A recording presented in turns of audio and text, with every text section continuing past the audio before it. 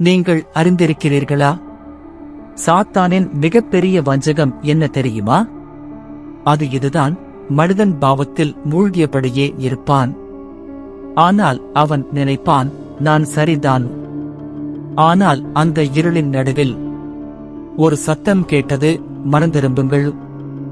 மத்தேயு அதிகாரம் 4:17 இல் சொல்லப்பட்டுள்ளது. அந்த நேரத்திலிருந்து இயேசு உபதேசிக்கத் தொடங்கினார். அவர் கூறினார், மனந்திரும்புங்கள், பரலோக ராஜ்யம் நெருங்கி வந்துள்ளது. இதன் பொருள், இது இயேசு கிறிஸ்துவின் முதல் செய்தி. பாவத்திலிருந்து திரும்புங்கள், ஏனெனில் தேவனின் ராஜ்யம் இப்போது உங்கள் வாசலில் உள்ளது. சாத்தான் சொல்வான், இப்போ வேண்டாம், பிறகு மாறலாம். ஆனால் இயேசு சொல்வார், இப்போதே திரும்பி வா, ஏனெனில் ராஜ்யம் இங்கேயே உள்ளது, உனக்கு அருகில். இன்று முடிவு உன் கையில் உள்ளது. இன்னும் வேண்டாம் என்று சொல்லும் பொய்யான குரலை கேட்பாயா?